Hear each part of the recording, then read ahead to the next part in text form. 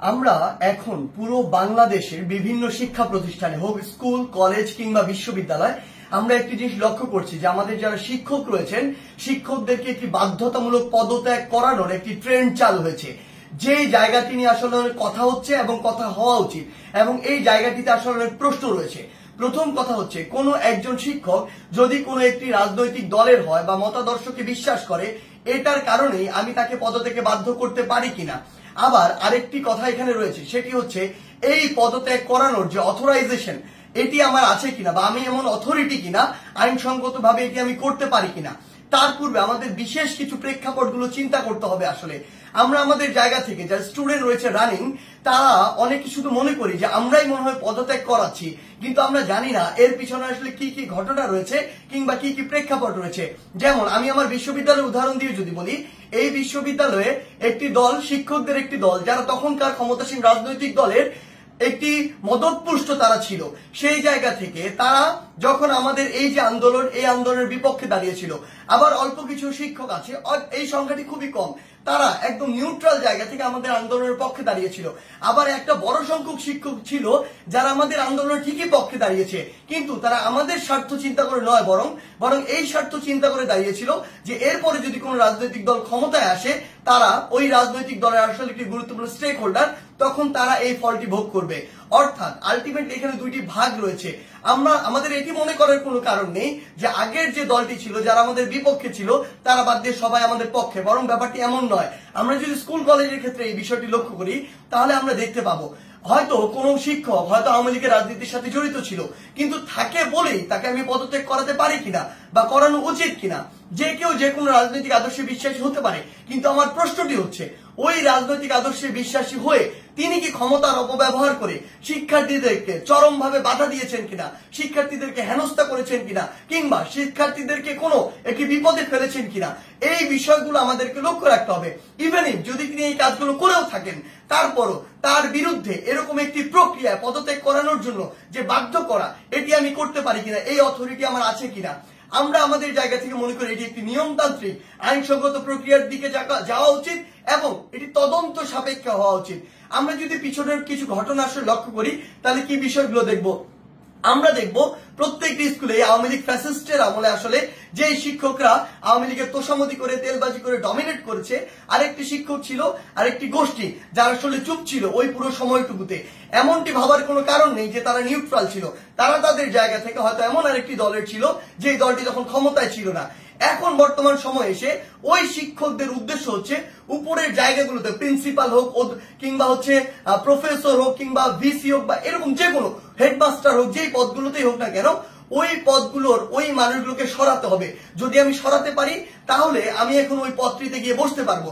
এটার কারণে তারা আসলে কি করছে, তারা তাদের ক্লোজ কিংবা কাছের কিছু স্টুডেন্ট কিংবা কিছু স্টুডেন্টকে বিভিন্নভাবে মোটিভেট করে কিংবা কিছু স্টুডেন্ট যারা অতি উৎসাহী বা যাদেরকে সহজে আসলে ইমোশনালি ড্রিভেন করা যায় ওই স্টুডেন্টদেরকে বিভিন্নভাবে প্রভাবিত করে তারা এরকম একটি মব তৈরির চেষ্টা করছে ওই টিচারদেরকে নামানোর জন্য। বলার সময় এমন ভাবে বলছে সে যেন একজন ফেরেশতা, কিন্তু আলটিমেটলি তার উদ্দেশ্য ওইটাই যে ওই শিক্ষককে স্টুডেন্টদের মাধ্যমে সরিয়ে স্টুডেন্টদেরকে জাস্ট টুল হিসেবে ইউজ করা হয়, সরিয়ে তাকে ওই পদটিতে গিয়ে বসতে হবে, এটি হচ্ছে তার উদ্দেশ্য। আবার এখানে আরো বিশেষ কিছু বিষয় রয়েছে।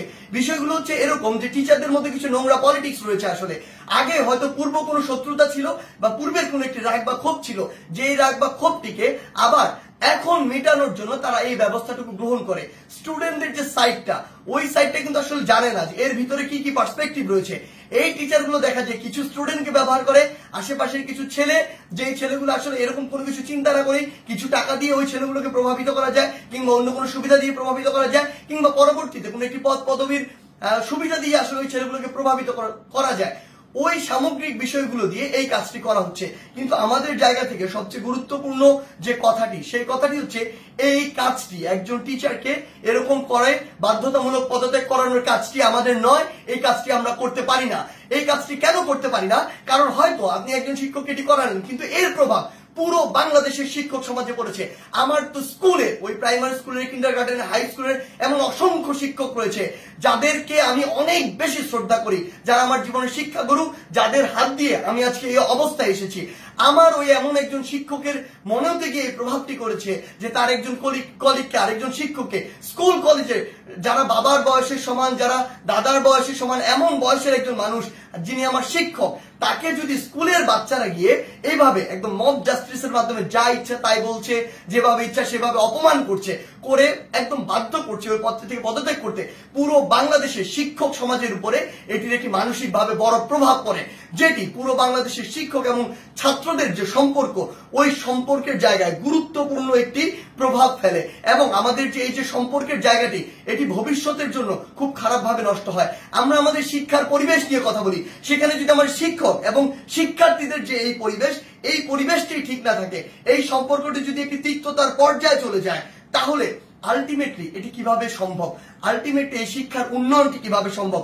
সবচেয়ে বড় কথা হচ্ছে, ওই শিক্ষক যদি দোষী হয় তাহলে আমরা আইন নিজের হাতে তুলে নিচ্ছি, আর যদি দোষী না হয় তাহলে আমরা আইনটি ভঙ্গ করছি, যার কোনোটি আসলে আমরা করতে পারি না।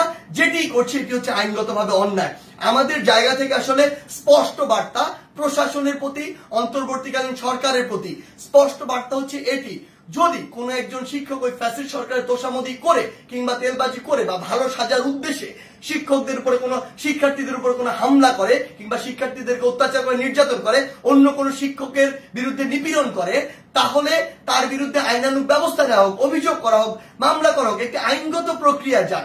কিন্তু কেউ যদি এভাবে আইন নিজের হাতে তুলে নেয়, কাউকে যদি বাধ্য করে, আমি প্রশাসনকে এবং অন্তর্বর্তীকালীন সরকারকে আমাদের পক্ষ থেকে অনুরোধ জানাই, ওই সকল শিক্ষার্থীদের পিছনের উদ্দেশ্য কি, কে তাদের এই কলকাঠিটি নাড়ছে, কে তাদেরকে প্রভাবিত করছে, কি উদ্দেশ্যে প্রভাবিত করছে, এটি আপনারা তদন্ত করে ব্যবস্থা করুন। প্রয়োজন হলে ওই যে শিক্ষার্থী, যারা অল্প কিছু শিক্ষার্থী এটি করছে, সকলে কিন্তু এটি করছে না। আমরা বিভিন্ন বিশ্ববিদ্যালয়ে দেখেছি শিক্ষার্থীরা নিজে আবার ওই সম্মানিত শিক্ষকদেরকে তাদের শপথে ফিরিয়ে নিয়ে আসছে।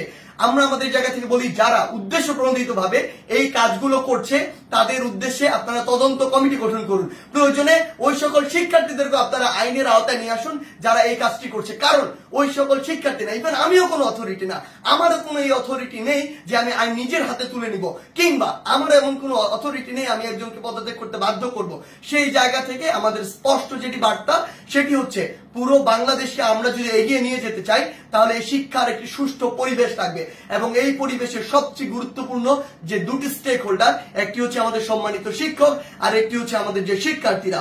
এই দুই জায়গায় যে সম্পর্কের বিষয়টি, এটি যতদিন না সুন্দর হচ্ছে, শ্রদ্ধার হচ্ছে, স্নেহের হচ্ছে, ততদিন শিক্ষার পরিবেশ কোনোদিন সুন্দরভাবে ফিরে আসতে পারে না। তাই আমরা আমাদের জায়গা থেকে আমাদের এই শিক্ষকদের এভাবে বাধ্য করে কোন একটি নিয়মতান্ত্রিক প্রক্রিয়া না গিয়ে বাধ্য করে পদত্যাগ করানোর যে প্রক্রিয়াটি, এই প্রক্রিয়াটিকে আমরা কখনো সমর্থন জানাই না। বরং আমাদের সম্মানিত অনেক শিক্ষককে বিভিন্নভাবে প্ররোচিত হয়ে অপমানিত বা অপদস্থ করার যে ট্রেন্ড বা একটি প্রক্রিয়া আমরা দেখতে পাচ্ছি, এটিকে আমরা অবশ্যই ঘৃণা ভরে প্রত্যাখ্যান করি। ধন্যবাদ।